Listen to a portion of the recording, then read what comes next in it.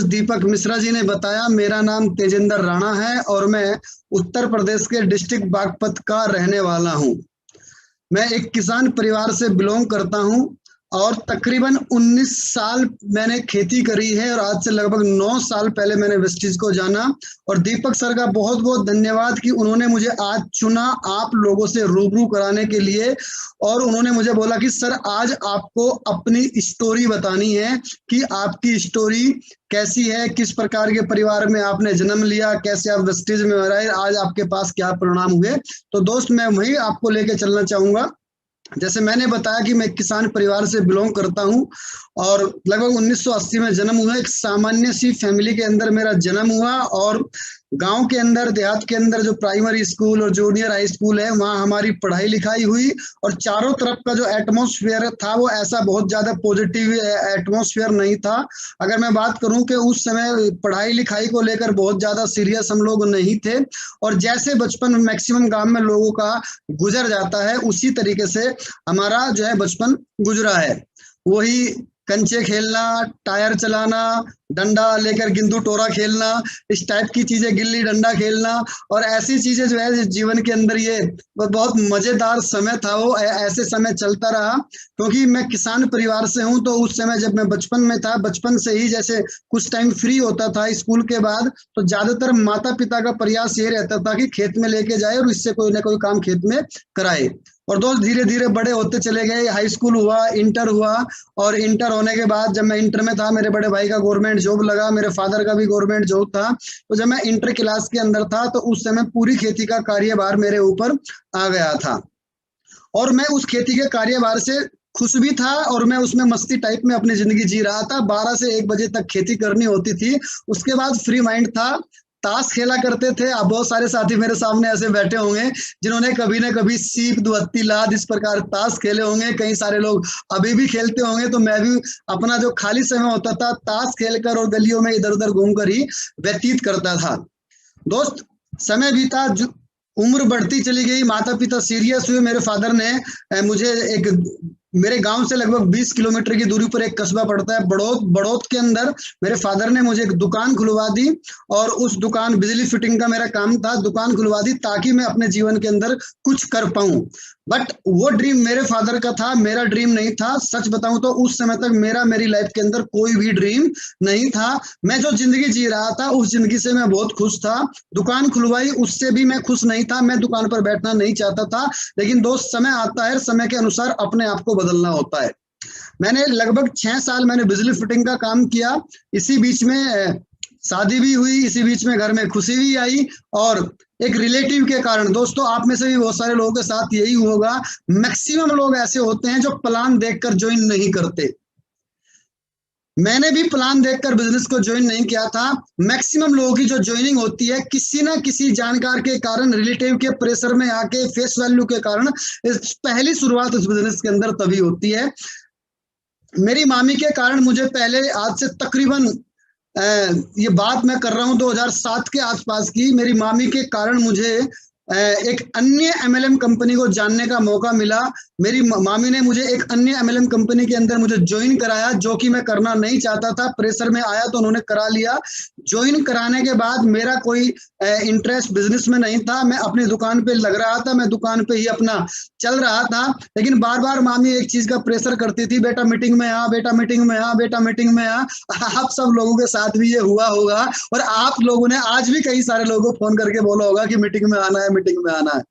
और जो व्यक्ति इस बिजनेस में इंटरेस्टेड नहीं होता वो बार बार एक ही चीज पूछता है, भाई मीटिंग में आएंगे, क्या करना है मीटिंग के अंदर आकर। तो दोस्त यही चीज चल रहा था, मैं मीटिंग में बिल्कुल भी नहीं गया, बहुत दिन तक मैं उनसे बचता रहा। लेकिन एक समय आया कि मुझे मीटिंग में जाना पड़ा। मुझे इतना इमोशनल मेरी मामी ने कर दिया कि मुझे मीटिंग में जाना पड़ा और मैं मीटिंग में गया। और दोस्त जैसे मैं मीटिंग के अंदर गया तो वहां जाने के बाद मेरे ऊपर डायरेक्ट सेलिंग का भूत चढ़ गया। वहां मैंने क्या देखा, भैया लोग लाखों लाखों रुपए महीने की अर्निंग कर रहे हैं, बड़ी स्टेज से बोल रहे हैं, लोग बहुत सम्मान कर रहे हैं, कोट पैंट टाई इस तरीके से लोग पहने हुए थे। यार वो लाइफ अलग लाइफ थी, उस लाइफ ने मुझे अट्रैक्ट किया और मैंने वेस्टीज को, मैंने उस अन्य कंपनी के अंदर काम करने का डिसीजन लिया। काम करना चालू ही किया था कि अचानक वही दुकान वाली सोच, मैं उस कंपनी में काम करने के लिए फील्ड में निकला तो मुझे किसी ने एडवाइस दी कि तू इस कंपनी का सेंटर खोल ले। और दोस्त मैंने उस कंपनी का सेंटर खोला और उस सेंटर को मैंने 3 साल तक चलाया। जब मैंने उस कंपनी का सेंटर खोला तो मैं बहुत एक्साइटेड था।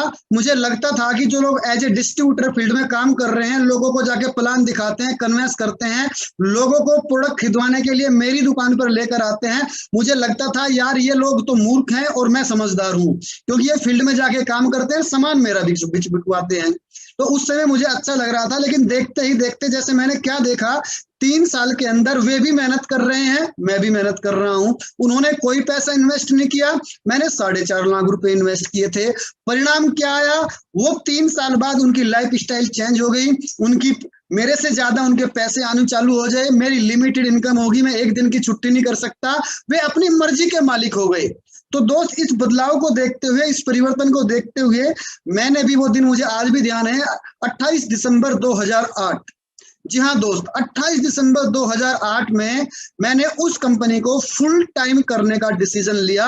और जो काम मैं कर रहा था, दुकान में कर रहा था, सेंटर में चला रहा था, और मैंने डिसीजन लिया कि इस काम से मैं क्विट हो जाऊंगा और मैं डायरेक्ट सेलिंग को, यानी कि उस अन्य कंपनी के अंदर फुल टाइम मैं काम करूंगा। और दोस्त मैंने डिसीजन लिया, और जैसे ही मैंने ये डिसीजन लेने के बाद अपनी फैमिली को बताया, रिलेटिव को बताया, दोस्तों हमारे समाज के अंदर दुकान को एक अच्छा कार्य माना जाता है। आप किसी को बोलोगे बेटा मेरा बिजनेस करता है, दुकान है, लोग कहेंगे हाँ हाँ बहुत बढ़िया यार। इस बात से किसी को कोई मतलब नहीं वो दुकान पे कमाता कितना है, ना ही कोई पूछता तू कमाता कितना है। तो दोस्त वो दुकान की सच्चाई मैं ही समझ सकता था, क्योंकि उस दुकान को मैं चलाता था। मैंने जैसे इसको क्विट किया तो सारे लोग मेरे विरोध में हो गए, लेकिन दोस्त मुझे डेडिकेशन था, क्योंकि मेरा एक ड्रीम बन गया था 1 लाख रुपए महीना कमाना है। अब 1 लाख रुपए महीना कमाना उस दुकान से संभव नहीं था, मेरी दोनों दुकान की आमदनी से संभव नहीं था 1 लाख रुपए महीना कमाना। और ड्रीम बन चाहिए था, लाख रुपए महीना कमाना है, गाड़ी लेनी है यार, फ्री माइंड रहना है, दुनिया भर में घूमना है, ऐसे विचार मेरे दिमाग के अंदर आने चालू हो गए। सबके विरोध के बावजूद भी मैंने उस कंपनी के अंदर फील्ड में जाकर काम करना चालू किया। मैं दोपहर तक खेती करता था, और खेती के बाद मैं उस अन्य कंपनी के अंदर फील्ड में जाके कार्य किया करता था। और धीरे धीरे टीम बननी चालू हुई, धीरे धीरे नेटवर्क बिल्ड होना चालू हुआ। उस कंपनी के अंदर मेरा पे आउट पहुंच गया 3,3500 रुपए का। हर महीने की जो पे आउट आती थी, नेचुरल पे आउट 3,3500 रुपए की आती थी। हाईएस्ट पे आउट मेरी वहां से आई थी 21,903 रुपए की। ये सिलसिला चली रहा था, उम्मीदें जगी रही थी, विश्वास बढ़ी रहा था, बड़े बड़े सपने दिख ही रहे थे, टीम का साइज बढ़ ही रहा था, कि अचानक एक दिन अखबार में खबर आई कि वो कंपनी किसी कारणवश राजस्थान गवर्नमेंट ने सीज कर दी। और दोस्त वो खबर आना ले और अपनी जिंदगी में सन्नाटा छा गया।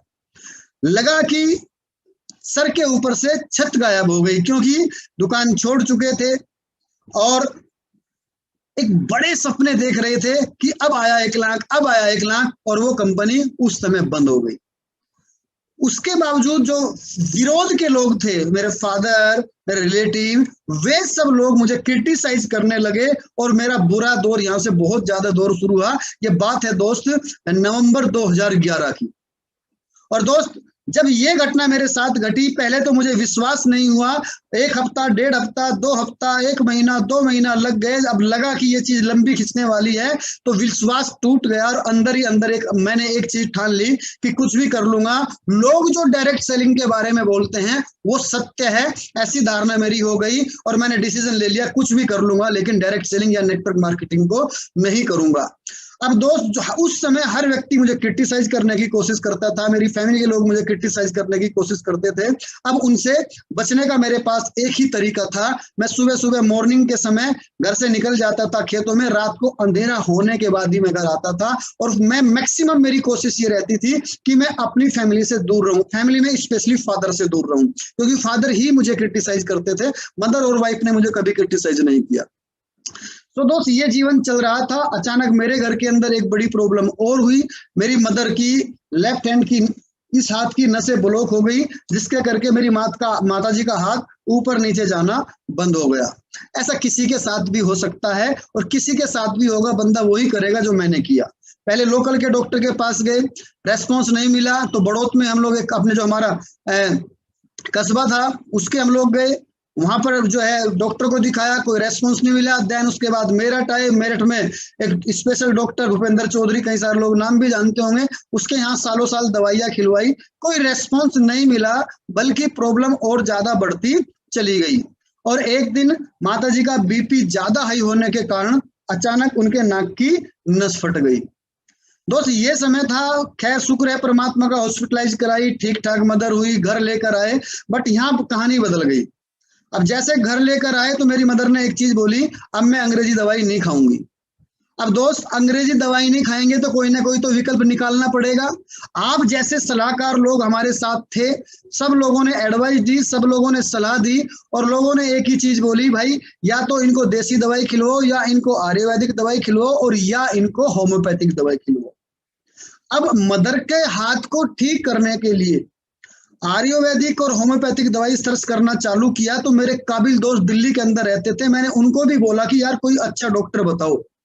उस बंदे ने मुझे मना कर दिया कि अभी मैं ऐसे किसी डॉक्टर को जानता नहीं हूं, हाँ मैं पता करके बताता हूं। और एक हफ्ते बाद दोस्त उस व्यक्ति को किसी ने वेस्टिज का प्लान दिखा दिया, और जैसे उस व्यक्ति को वेस्टिज का प्लान दिखाया जा रहा था और उसके ऊपर उसके हाथ के ऊपर फ्लैश का डेमो किया जा रहा था, तो उसके दिमाग में तेजेंद्र राणा का ही नाम घूम रहा था।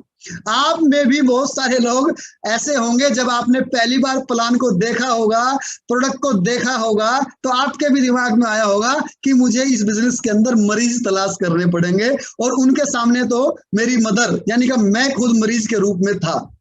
जैसे उन्होंने प्लान देखा, प्लान देखने के बाद तुरंत उन्होंने मेरे पास फोन किया, भाई मदर के लिए बहुत बढ़िया डॉक्टर से मुलाकात हो गई, बहुत बढ़िया प्रोडक्ट मिल गए, आप दिल्ली एक बार आ जाओ।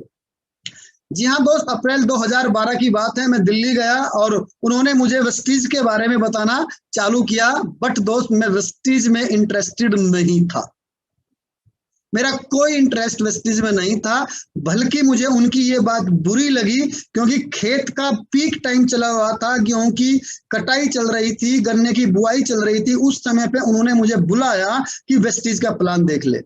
मैंने थोड़ा सा उनको इग्नोर कर दिया, बल्कि मैं थोड़ा गुस्से में भी उनके साथ हुआ, लेकिन क्योंकि मेरा वापसी आने में समय था, ट्रेन जो है मैं चला गया था वहां 12:30 बजे, और मेरी वापसी की ट्रेन थी 5:05 के ऊपर।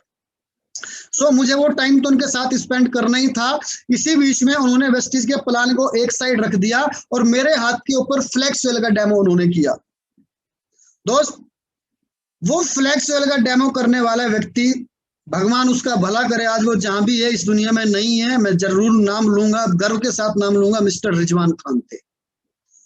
और उन्होंने जैसे हाथ के ऊपर डेमो किया फ्लैक्स ऑयल का, और दोस्त डेमो देखने के बाद जो मेरी आंखें खुली, और उन्होंने कहा कि जिस प्रकार ये इस थर्माकोल के ऊपर काम कर रहा है तेजेंद्र, ऐसे ही ये जो है नसों के अंदर जाकर काम करेगा, तुम्हारी मदर की नस खोल देगा।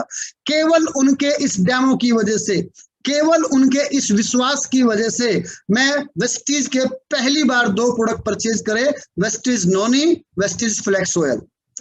एज ए आयुर्वेदिक ट्रीटमेंट मैं अपने घर आ गया, अपनी माता जी को एज ए आयुर्वेदिक मेडिसिन वो ट्रीटमेंट दिया, और दोस्त मैं अपने खेत के काम में लग गया। मैं अपना खेत का कार्य करता रहा, और 20 से 25 दिनों के बाद जैसे फुर्सत के पल हुए और मैं अपनी माता जी के साथ बैठा आराम से, तो मेरी माता जी ने इस बार एक चीज बोली, बेटा इस बार जो तू दवाई लेकर आया था वे दवाई बहुत बेहतर है, उन्होंने मुझे बहुत फायदा किया। दोस्त आप भी महसूस करो, अगर ऐसी खबर आपको मिलती है तो आपका रिएक्शन कैसा होगा।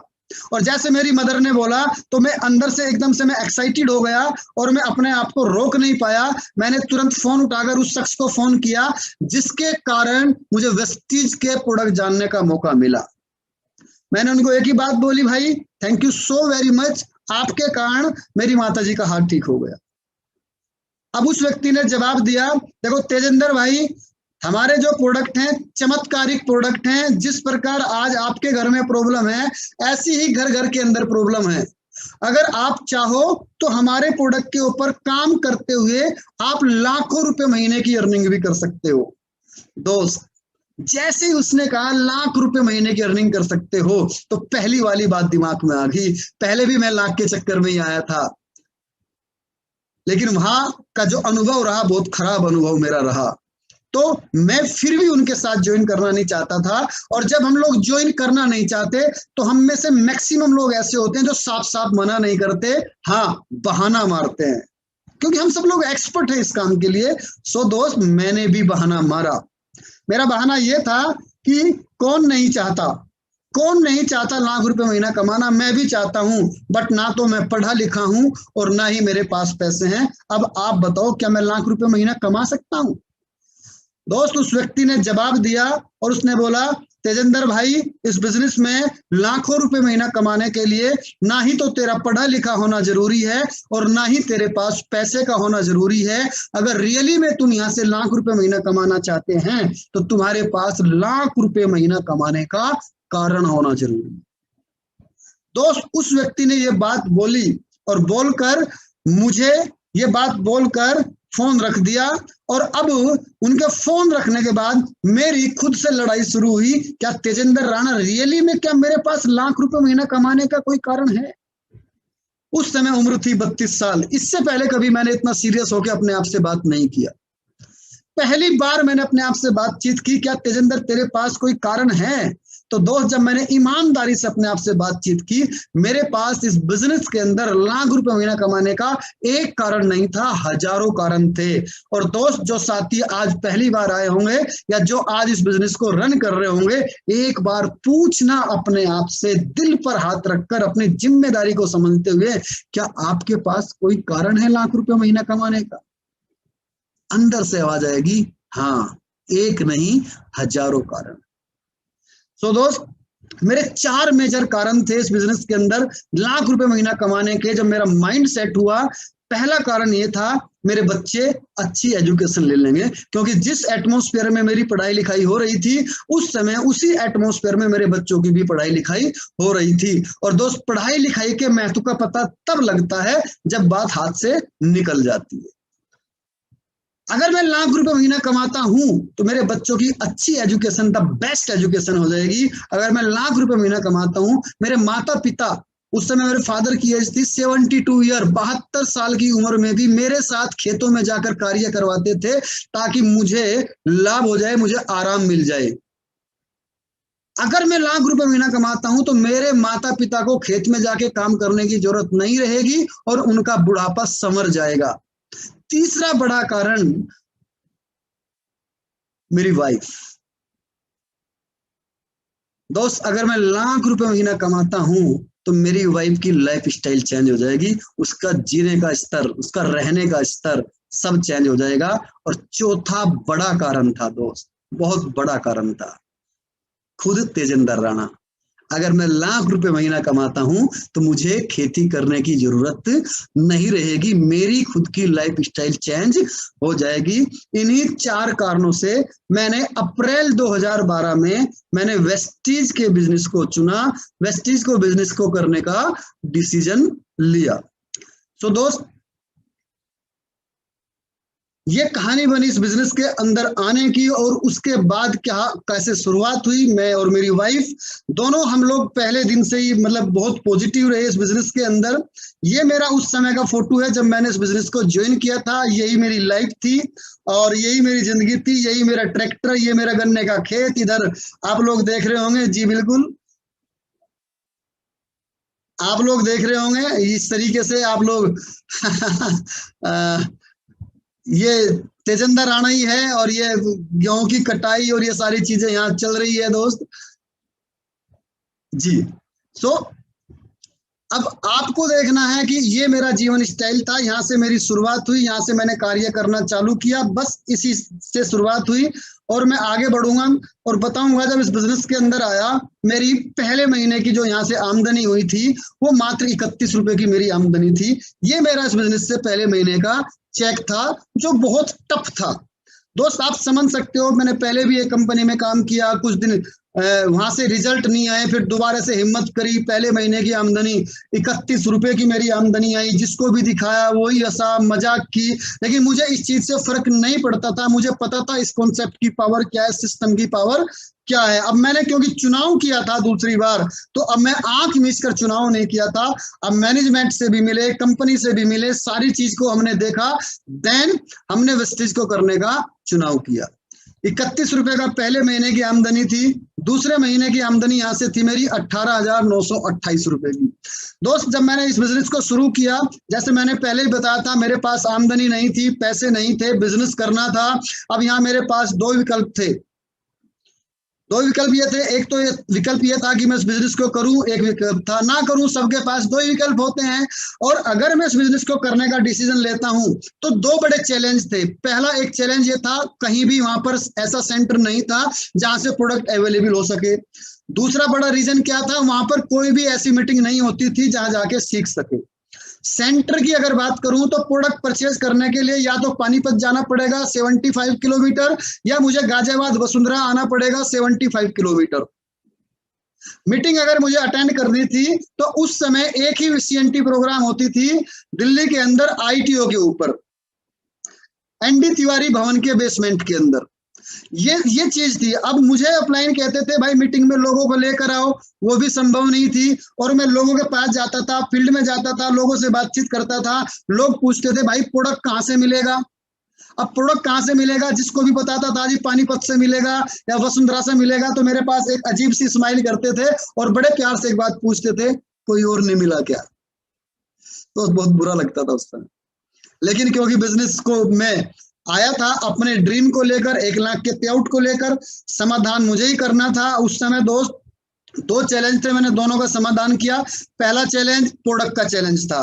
प्रोडक्ट के चैलेंज के लिए मैंने क्या किया, मेरे पास उस समय एक पल्सर बाइक होती थी, मैंने अपने वो बाइक पर बेच दी, सेल आउट कर दी। और वहीं से मैंने उसी शोरूम से मैंने 38,000 रुपए की बाइक बेची। 19,000 रुपए डाउन पेमेंट देके मैंने एक प्लेटिना बाइक परचेज करी। 2674 रुपए की किस्त बनी। 19,000 रुपए मेरे खर्च हो गए बाइक लेने में। 19,000 रुपए मेरे पास बचे। 9,000 रुपए मैंने अपनी जेब का बैलेंस बनाया किस्तों के लिए, और मैं 10,000 रुपए का प्रोडक्ट लेकर आया, अपने बैग में रखा। और लोग पूछते थे प्रोडक्ट कहाँ से मिलेगा, उन्हें बड़े प्यार से एक ही चीज बोलता था, तुम्हारे भाई के पास एजेंसी है, बोल क्या प्रोडक्ट चाहिए। और इस तरीके से मैं लोगों को प्रोडक्ट अवेलेबल कराया। और जहां जाता था, उस समय मुझे नॉलेज नहीं थी, प्रोडक्ट की नॉलेज नहीं थी, CNT करनी नहीं आती थी मुझे। और उस समय बस मुझे यही तो धुन थी यार, लोग ही तो जोड़ने हैं, लोग ही तो जोड़ने हैं। तो इस तरीके का धुन था। लोगों के पास जाता था, प्लान वलान कुछ पता नहीं था, लोगों के पास जाता था, प्रोडक्ट उनके पास रखता था और उनसे पैसे लेता था। कोई जैसा भी बंदा मिल गया, जैसा व्यक्ति, किसी को 5,000 रुपए के प्रोडक्ट, किसी को, मतलब ये मान लो कि प्रेशराइज थी ये सारी चीजें, सिस्टमेटिक नहीं थी। और मैं, क्योंकि अच्छा सर्कल था, कुछ लोग पहली कंपनी के भी थे, ऐसा करके मेरा पे आउट बन गया 18,928 रुपए का। और मेरा दिमाग था 7वें आसमान के ऊपर। क्यों? पहली कंपनी के अंदर इतने दिन काम किया, 3500 रुपए के चेक चल रहे थे, यहाँ दूसरे महीने 18,928 रुपए का चेक आ गया। ईगो तो बनती है। और मतलब इतना ईगो मुझे हुआ, मुझे लगा कि 1 लाख का चेक तो ऐसे आ जाएगा, ऐसे 1 लाख रुपए का चेक बड़ी बात नहीं है। अब मुझे यहाँ मेरे अपलाइन ने संभालने की कोशिश करी। मेरे अपलाइन ने मुझे फोन किया, तेजिंदर भाई बहुत बढ़िया यार, कमाल, बहुत बढ़िया बिजनेस कर रहा है यार, बढ़िया यार, एक काम कर, तू अपनी टीम की ट्रेनिंग करवा, मैं तेरी टीम की ट्रेनिंग करूंगा। अब मैं कह रहा भाई तू पहले मुझे ये बता तेरा पे आउट कितना है। उसने कहा 13,500 रुपए। फिर मैंने पूछा मेरा पे आउट बता कितना है। उसने कहा 19,000 रुपए। और मैं बड़ी ईगो के साथ कह रहा, अच्छा तू सिखाएगा मुझे। तो दोस्त, ये क्योंकि मेरा दिमाग 7वें आसमान पर था, मुझे लगता करना क्या यार, लोग ही तो जोड़ने। और दोस्त, मैं इसी भूल में अपलाइन को इग्नोर किया और अपने दिमाग का इस्तेमाल करते हुए आगे बढ़ा। दूसरे महीने का चेक इस बिजनेस से आया 16,318 रुपए। यहाँ भी कोई मुझे फर्क नहीं पड़ा, क्योंकि बिजनेस है, अप डाउन तो चलता ही है। इतना तो मैंने पहले बिजनेस के अंदर भी सीख लिया था। अभी भी मेरा अपलाइन से कोई इंटरेस्ट नहीं था, अपलाइन में मेरा कोई इन्वॉल्वमेंट नहीं था।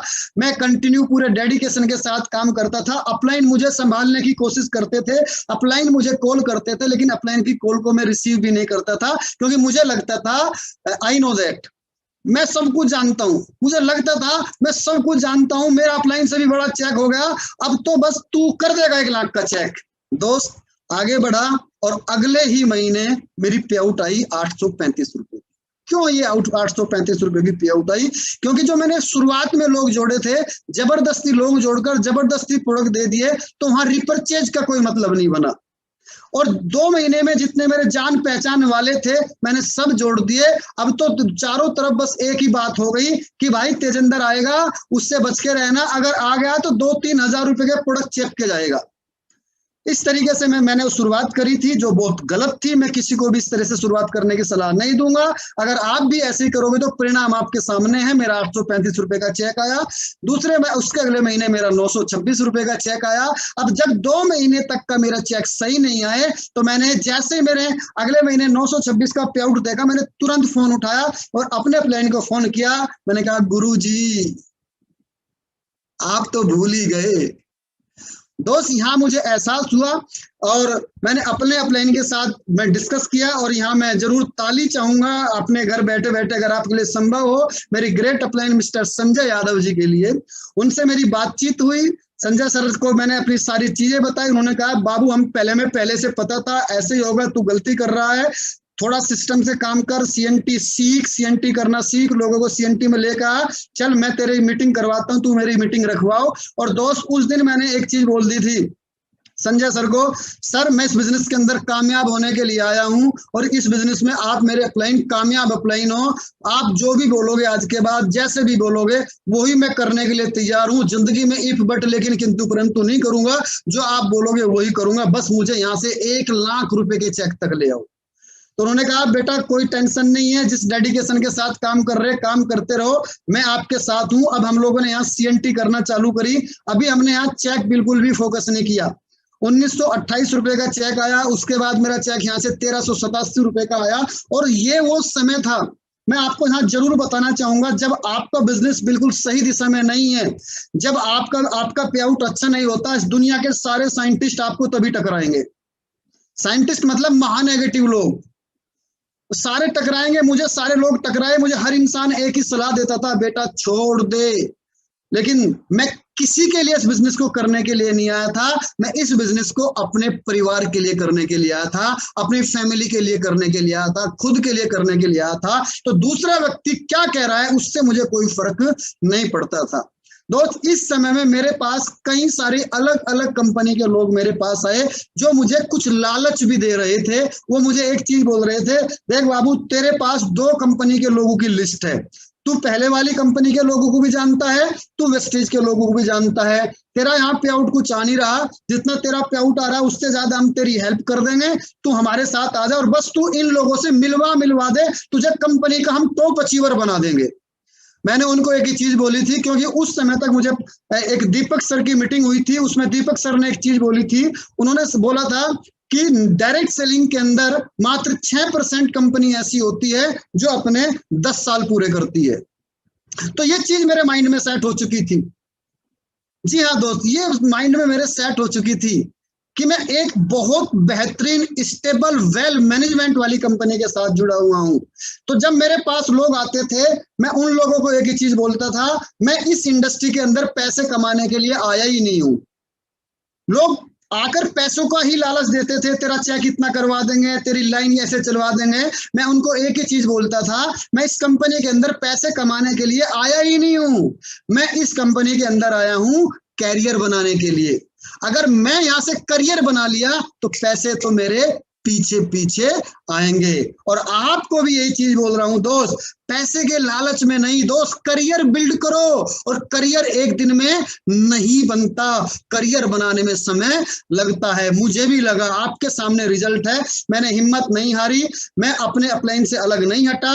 मैंने वेस्टीज, यहाँ मैं बोलूंगा सबसे ज्यादा शुक्रिया अदा मैं यहाँ परमात्मा का करता हूँ कि उसने मुझे इतनी बुद्धि दी कि मैंने इस विकट परिस्थिति में वेस्टीज से क्विट नहीं किया। और दोस्त, मेरे सामने अगर कोई ऐसे साथी बैठे हैं जिनके चेक के साइज अभी ये चल रहे हैं, घबराने की जरूरत नहीं है। टू बी कंटिन्यू, क्विट करना कोई समाधान नहीं है। अगर मैं क्विट कर जाता तो आज 9 साल बाद तुम्हारे साथ बैठकर बात नहीं कर रहा था। और उस समय पर मेरे कई सारे लोगों ने क्विट किया, 9 साल बाद मैं उनको भी देख रहा हूं, आज वो वही खेती कर रहे हैं। मैं कंटिन्यू करता रहा, उसका परिणाम ये रहा, अगले महीने, क्योंकि मैं पिछले 3 महीने से मीटिंग करना सीख गया था, मीटिंग कर रहा था, बिजनेस डुप्लीकेट होना चालू हो गया। देन अब मेरा नेचुरल पे आउट आया 16,821 रुपए का, और अगले महीने का ही मेरा पे आउट आया 30,570 रुपए का। और यहां से करियर की शुरुआत हो गई। दोस्त, मैंने बिजनेस शुरू किया, मेरी फर्स्ट ईयर 2012-2013 का वेस्टीज से जो मेरा पे आउट बना वो था 1,39,829 रुपए। अगले साल की पे आउट थी यहाँ से 2013-2014 की, वो थी 4,32,000 रुपए। 14-15 की अमाउंट थी 9,67,000 रुपए और 15-16 की अमाउंट थी 20,80,000 रुपए। यहाँ मैं ये चीज मैं जरूर यहाँ बोलना चाहूंगा, कई सारे लोगों को लगता है सर मेरी स्पीड कम है, सर मेरे रिजल्ट नहीं आ रहे। अरे चिंता मत कर यार, तू अभी मजबूत हो रहा है यार, तुझे अभी परमात्मा तुझे तैयार कर रहा है मेरे भाई। जब तू तैयार होगा तो देखना किस तरीके से रिजल्ट आएंगे। वही तेजिंदर राणा जिसने एक साल में कमाए थे 1,39,000, उसका देखो हर साल डबल, हर साल डबल, कई बार तो डबल से भी ज्यादा हो रहा है, और ये आपके बिजनेस में भी होने वाला है। आगे बढ़े दोस्त, अभी आप देखो ईयर 2016-2017 आमदनी एक साल की पहुंची 31 लाख रुपए। और दोस्त एक सामान्य से व्यक्ति, एक खेती करने वाला व्यक्ति, फाइनेंशियल अगर आमदनी देखो 2017 और 2018 42 लाख, 42 लाख रुपए एक साल के आए। आप महसूस करो किस तरीके से जिंदगी में परिवर्तन आया होगा, किस तरीके से घर में चीजें बदलती चली गई होंगी। दोस्त यही सिलसिला आगे बढ़ा 2018-2019 अगर आप देखें तो 61 लाख, 61 लाख रुपए एक साल की आमदनी आई। और दोस्त 2019 और 2020 एक बड़ा ड्रीम पूरा हुआ, 1,07,00,000 रुपए एक साल की आमदनी। सबसे मजेदार बात अगर आप देखोगे, हर साल की आमदनी इंक्रीज हो रही है। दोस्त आप जॉब कर रहे हो, साल भर में फिर वही इनकम आ रही है, दुकान कर रहे हो घूम फिर के फिर वो इनकम आ रही है, खेती कर रहे हो घूम फिर के फिर वो इनकम आ रही है। लेकिन इस इंडस्ट्री के अंदर जब एक बेहतर नेटवर्क आप तैयार कर लेते हैं तो आपकी हर साल की आमदनी बेहतरीन होती चली जाती है।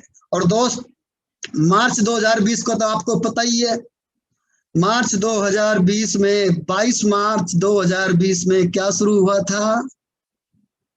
लॉकडाउन।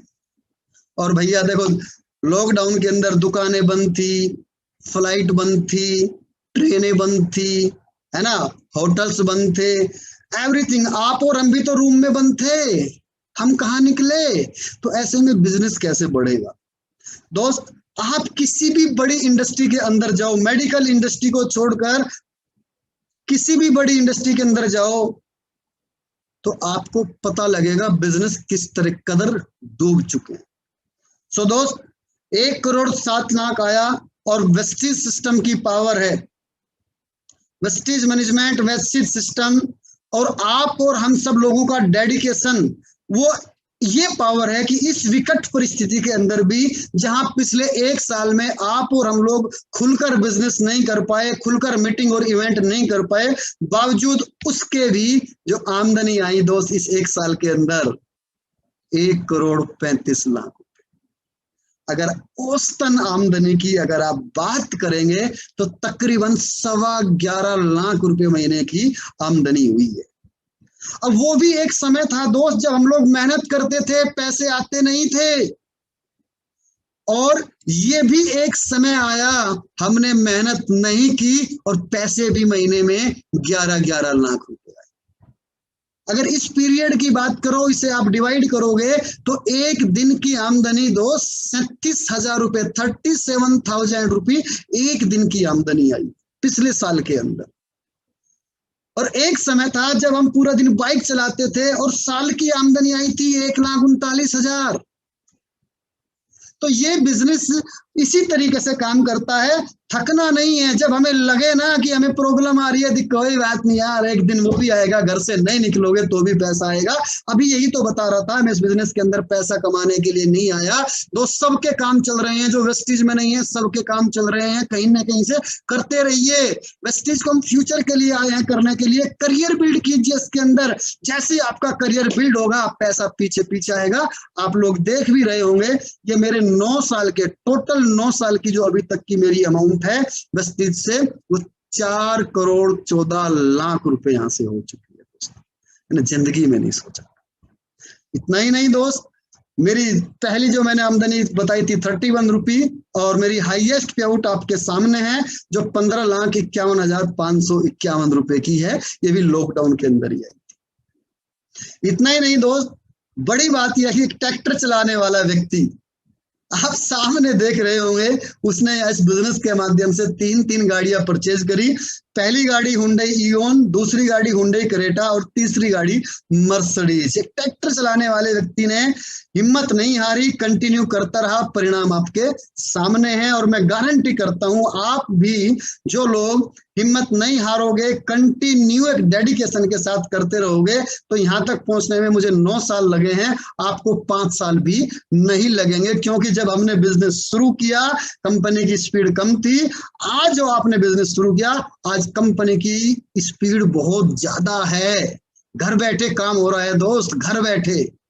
तो दोस्त ये चीज रही। इतना ही नहीं, यहाँ से मुझे मिले कई सारे फॉरेन ट्रिप। 2015 में मेरे जैसा एक किसान आदमी, खेती करने वाला आदमी जिसने कभी जिंदगी में भी नहीं सोचा था, उस बंदे को कितनी सारी फॉरेन ट्रिप मिली। मैं थाईलैंड गया 2015 के अंदर, और पूरी वेस्टीज मैनेजमेंट देखो किस तरीके से साथ में रहती है। ये सबसे बड़ा मोटिवेशन फैक्टर है। बाली सर देखो किस तरीके से साथ में रहते हैं, कन्वर सर, सिद्धार्थ सर, और तमाम मैक्स जो भी हमारी बड़ी लीडरशिप है, जितने भी ब्रांड हमारे एम्बेसडर्स हमारे हैं, जो हमारे हम लोगों ने अपनी टीम के अपने खुद के ब्रांड बना के रखे हैं, जिनको हम अपने प्लाइन कहते हैं, सारे लोग साथ साथ रहते हैं, इंटरटेनमेंट करते हैं। दोस्त दूसरी यात्रा में यहाँ से गया थाईलैंड के बाद में यहाँ से गया टर्की। आप लोग देख सकते हैं, आप इनमें से बहुत सारे लोगों को पर्सनली जानते होंगे, हो सकता है इनमें से कई सारे लोग अपलाइन होंगे, और मैंने देखे हैं इनमें से कई सारे लोग यहाँ बैठे हुए इस मीटिंग के अंदर। आर के सर को मैंने देखा इसी मीटिंग के अंदर बैठे हुए भी हैं। सो बहुत सारे लोग हैं जो यहाँ पर घूमने जाते हैं। तीसरा प्रोग्राम इंडोनेशिया वाली गए, आर के सर भी हमारे बीच में, स्क्रीन आप देख रहे हैं, उनके लिए एक बार चाहता हूँ जोरदार तालियां। मतलब क्या बताऊं आपको, इतनी सारी खुशियां मिलती हैं। देन उसके बाद अगली ट्रिप लंदन चले गए। लंदन आप ड्रीम होता है लंदन का, है ना। लंदन हम लोग गए, और ये युवराज बाली जी, इनके लिए जोरदार ताली मैं जरूर चाहूंगा। बाली जी के बेटे हैं, और इस पूरा मतलब क्या आपको बताऊं, वहां की खुशियां, वहां का कल्चर। ये लंदन आई हैं, बहुत सारे लोगों ने मूवी के माध्यम से देखा होगा, कई सारे लोग पर्सनली गए भी होंगे वहां पर। तो यहाँ पर हम लोग रहे, पूरा दिन एंजॉय किया, मौज मस्ती करी। ये लंदन ब्रिज है, कई सारे लोगों ने धूम मूवी के अंदर भी आप लोगों ने इसको देखा होगा। तो मुझे तो जाके वहीं पता लगा कि ये वो धूम वाला ही है ना, क्योंकि मैं बहुत ज्यादा नेट वेट उस समय चलाता नहीं था। सबसे बड़ी बात ये नहीं है कि ये लंदन ब्रिज है, बात ये है कि एक सामान्य परिवार का बेटा, एक सामान्य परिवार का लड़का लंदन ब्रिज पर घूम रहा है। ये सबसे बड़ी बात है। बहुत सारी चीज। उसके बाद अगली हम ट्रिप में चले गए अबू धाबी, दुबई। आप देख रहे हैं ये हमारा होटल था, इसलिए मैंने इसको कैद कर लिया। और बहुत सारी ये सारी चीजें आप लोगों ने इस प्रकार की बहुत सारी बिल्डिंग्स मूवी वगैरह के अंदर आप लोगों ने देखी भी होगी। और टोटली आपने वो ट्रैक्टर वाला लड़का भी देखा होगा, और अब इस लड़के को भी देख रहे होंगे। Totally change due to Vestige business. और दोस्त जो लोग लगे हुए हैं उनकी भी जिंदगी के अंदर टोटली चेंज आना ही आना। उसके बाद फिर पटाया चले गए पूरी टीम के साथ, आप टीम देख रहे होंगे। उसके बाद फिर चले गए स्टार क्रूज। जी हाँ दोस्त, ये बहुत अच्छी ट्रिप मैं इसको मानता रहा हूँ, क्योंकि इस ट्रिप में मैं अकेले नहीं था, इस ट्रिप में मेरे साथ मेरी वाइफ भी थी।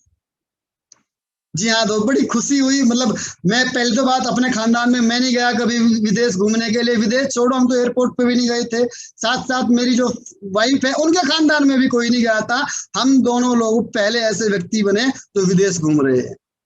बड़ा अच्छा लगा, बहुत मोटिवेशन मिला। ये अपनी पूरी टीम पूरा मतलब इस तरीके से सारे के सारे लोग मिलकर जाते हैं। आप में से 100% आप में से इन सब लोगों को बहुत सारे लोग जानते हैं, और कई सारे लोग आपकी अपलाइन यहाँ बैठे हुए हैं। तो दोस्त इस तरीके से वहां जाता है। अब आप देखो ना, जब हम लोग किसी बारात में जाते हैं तो हम लोग किस नशे में होते हैं 2-3 घंटे के अंदर ही। अब यहाँ तो हम लोग जो है 7 रात 5 रात की ट्रिप पे जाते हैं, अलग अलग इतने सारे भाई एक साथ होकर जब जाते हैं ना दोस्त, ये खुशी ना बताई नहीं जा सकती, बस ये खुशी महसूस की जा सकती है। मेरी वाइफ है स्टार क्रूज के ऊपर गई, और इनका जो मतलब उस समय जो इनके अंदर की खुशी थी, मैं दिल खोल के बता रहा हूँ, वो जो इनके अंदर की खुशी थी, उस खुशी को देखकर लगता है कि मैंने तो कोई मेहनत ही नहीं करी वेस्टीज के अंदर। और जी हाँ दोस्त, जो लोग आज कर रहे हैं मेहनत, उनको एक जिंदगी में भी एक ऐसा दिन आएगा उन्हें भी लगेगा यार मेहनत कुछ नहीं करी। ये खुशी बहुत इंपॉर्टेंट है दोस्त हम सब कर लेते हैं, लेकिन फैमिली के लिए बहुत नहीं कर पाते, ना टाइम दे पाते, ना ही हम लोग उनको जो है खुश रख पाते। पैसे और जगह भी कमाए जा सकते हैं, लेकिन यहाँ सबसे बड़ी चीज ये है, फैमिली के साथ रहते हैं। उसके बाद फिर हम लोग थाईलैंड गए, पूरी टीम के साथ एंजॉय किया, मस्ती की। उसके बाद हम लोग साउथ अफ्रीका गए, साउथ अफ्रीका में पूरी टीम के साथ आप देख ही रहे हैं, बहुत एंजॉय किया, मस्ती की, है ना। उससे भी ज्यादा इंपॉर्टेंट, जो मुझे ज्यादा खुशी देने वाली ट्रिप थी, वो थी ये वाली ट्रिप। ये मैं, आप जो मेरा पिक्चर देख रहे हैं दोस्त, इस पिक्चर को देखने की कोशिश करो, इसे समझने की कोशिश करो। ये मुझे सबसे ज्यादा इसने खुशी क्यों दी, क्योंकि ये वो पहली ट्रिप है, और ट्रिप नहीं, मैं किसी मीटिंग के अंदर आया जिसमें मैं पहली बार अपनी वाइफ को घर से कहीं लेकर आया था। इससे पहले मेरे घर में कोई परमिशन नहीं थी। और अगर आप देखो तो मेरी फैमिली की औकात का, असलियत का आपको इस फोटो में नजर आ रहा होगा। वाइफ के जूते आप देख सकते हैं, पहनावा देख सकते हैं, मेरा भी आप देख सकते हैं। आप जो मेरा कोट देख रहे हैं दोस्त, अपलाइन ने एक चीज बोली थी, ड्रेस में आना है, और उस समय मेरे हालात ऐसे नहीं थे कि मैं ड्रेस सिलवाऊं। और आपको क्या लगता है, अगर मैं 2012 में ड्रेस सिलवाता तो क्या मैं ये ऐसा कोट सिलवाता? उस समय तो 2 बटने वाला कोट चलता था। मेरे एक साथी का कोट था, तो उसने रिजेक्ट करके डाल रखा था। मैंने उस कोट पर ड्राई क्लीन करवाकर वेस्टीज की ड्रेस कंप्लीट करने के लिए मैंने इस कोट को पहना, और अब मेरा लेवल डायमंड हो चुका था। उस समय की सिचुएशन मेरी ऐसी थी, ठीक है। ये उस दिन का फोटो है जिस दिन मेरा डायमंड का सेलिब्रेशन हुआ था शामली के अंदर।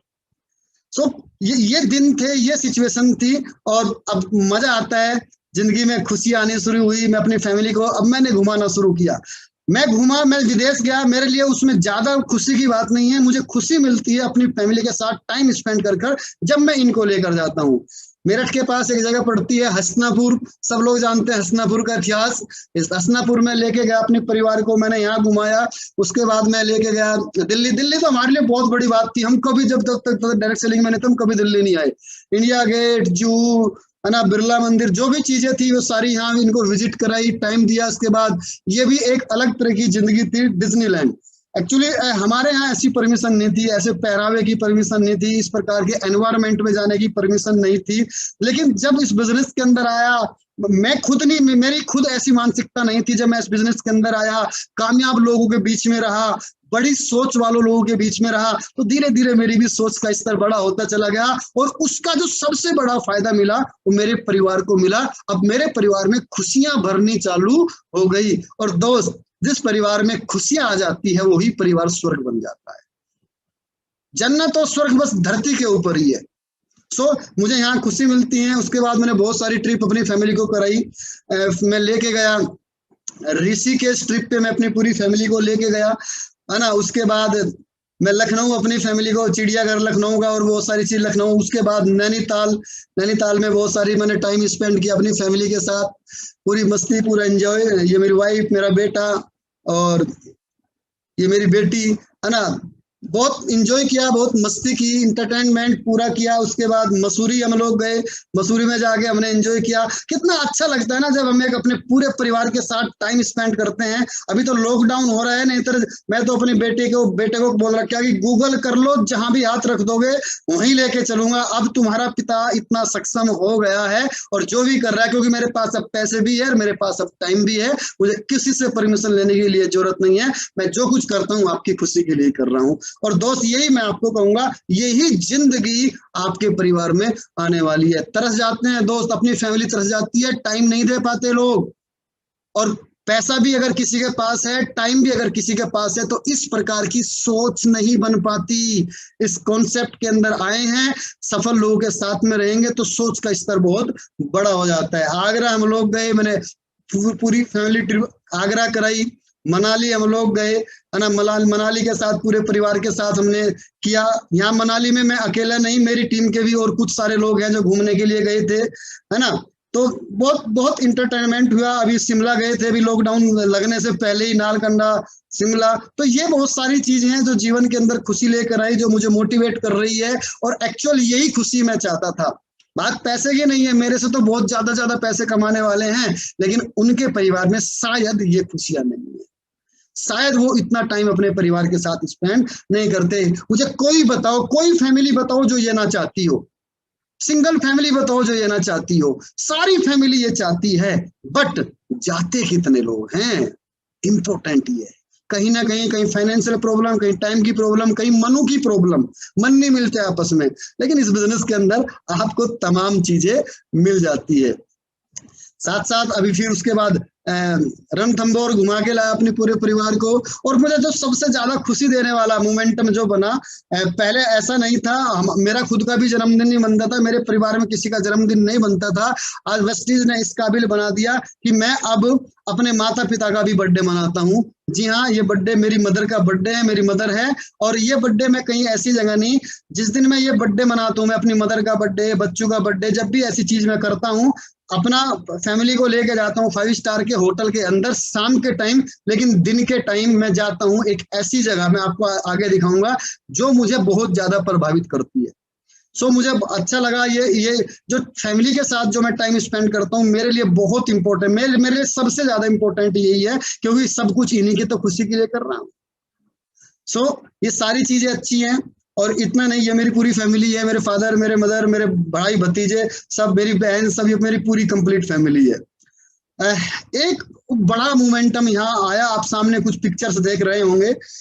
मैं इस बिजनेस के अंदर जब आया तो मैंने एक ड्रीम बनाया, क्योंकि मैं कभी पढ़ा लिखा नहीं था और मेरे बच्चे भी ज्यादा पढ़े लिखे नहीं थे, तो मैं एक ड्रीम बनाया, बल्कि मैं स्क्रिप्टिंग किया करता था और स्क्रिप्टिंग पे मैं लिखता था। आज मेरे बच्चे अपने स्कूल के टॉप स्टूडेंट बन गए हैं और आज उनके स्कूल से फोन आया है और उन्होंने मुझे बुलाया है एनुअल फंक्शन के ऊपर, और उन्होंने मुझे एज ए चीफ गेस्ट वहां बुलाया और मुझे स्टेज पर बोलने का मौका दिया। ऐसे करके मैं अपनी वो लिखा करता था। और जिस स्कूल में डीपीएस में मेरे बच्चे पढ़ते हैं, डीपीएस वाले एनुअल फंक्शन नहीं करते। सो अब मेरे इस बच्चे के स्कूल से तो मेरे पास फोन नहीं आया। हाँ, इतना जरूर बताना चाहूंगा, आज मेरा बेटा अपनी क्लास के टॉप 3 बच्चों में आता है। वो भी चीज पूरी हुई। और ये एक साथी हैं मेरे, इनका एक स्कूल है मुजफ्फरनगर के अंदर, 1000 बच्चे की इनकी स्ट्रेंथ है। और इनका मेरे पास फोन आया, जहां इस स्कूल के एनुअल फंक्शन के ऊपर जो फीता काटते थे और जो पूजा करते थे, जो वहां के विधायक करते थे, प्रमुख साहब करते थे, और वो मौका प्राप्त हुआ इस बिजनेस के माध्यम से तेजिंदर राणा को। जी हाँ दोस्त, वेस्टीज ने इतना बड़ा बना दिया कि लोगों ने चीफ गेस्ट के रूप में भी मुझे बुलाना स्वीकार किया। और ये मेरे लिए बहुत फक्र की बहुत बड़ी बात है। और इसके लिए वो मेहनत कुछ भी नहीं थी जो मेहनत मैंने की थी। और जैसे मैंने आपको बताया था कुछ समय पहले, मदर का जब मैं बर्थडे की बात कर रहा था, मुझे इस बिजनेस से एक बड़ी पावर मिली। मैं यहाँ अपने आप को ऊंचा साबित करने की कोशिश नहीं कर रहा दोस्त, लेकिन एक बार चीज समझना, चीजें समझी तो शायद इन बच्चों के लिए और अच्छा हो सकता है। मुझे कहीं से प्रेरणा मिली और उस प्रेरणा को मैंने बरकरार रखा। मेरे घर में अब जो भी फंक्शन होता है, जैसे बेटी का बर्थडे है, बेटे का बर्थडे है, मेरा बर्थडे है, वाइफ का बर्थडे है, फादर का बर्थडे है, मदर का बर्थडे है, मैरिज एनिवर्सरी है, जब भी ऐसा कोई फंक्शन होता है तो हम लोग पर्सनल जो फैमिली पार्टी करते हैं, वो तो हम लोग अपने ऊपर तो सभी लोग पैसे खर्च कर लेते हैं। लेकिन ये प्रेरणा मिली उस दिन, हम दिन में सुबह के समय मेरठ के अंदर अनाथालय है, उस अनाथालय के अंदर जो बच्चे हैं, उन सब बच्चों को जाकर हम लोग खुद खाना खिलवाते हैं, अपने खाना बनाकर खाना खिलवाते हैं, और यहाँ से बहुत सुकून मिलता है। दोस्त, ये मैं आपको भी एक सलाह देना चाहूंगा, अगर संभव हो, प्रेशर किसी के कुछ भी नहीं है, जब भी आपको कुछ खुशी हो, कुछ मौका हो, अपनी पर्सनल खुशी में 2000 रुपए कम खर्च कर लेना, और इन 2000 रुपए इन बच्चों की खुशी में खर्च करना, बहुत सुकून मिलेगा और परमात्मा बहुत आपको आगे तक लेकर जाएगा और बहुत दुआएं मिलेगी। सर, बातें बहुत सारी हैं, समय हो चुका है, मैं फिलहाल के लिए ही आपको धन्यवाद कहना चाहूंगा। Thank you so very much Deepak sir, बहुत बहुत धन्यवाद। ये बिजनेस है सर, 9 साल के अंदर बहुत सारी अचीवमेंट है, बहुत सारी बातें हैं। सो बातें खत्म नहीं होगी, 9 साल की बातें मैं कैसे 1 घंटे में मैं खत्म कर सकता हूँ। बातें बहुत सारी हैं, बस इतना सा ही मेरा एक मैसेज है फिलहाल, कि इस बिजनेस के अंदर अगर आप आज आए हैं तो इस बिजनेस के अंदर, इस बिजनेस में कामयाब होने के लिए काम करना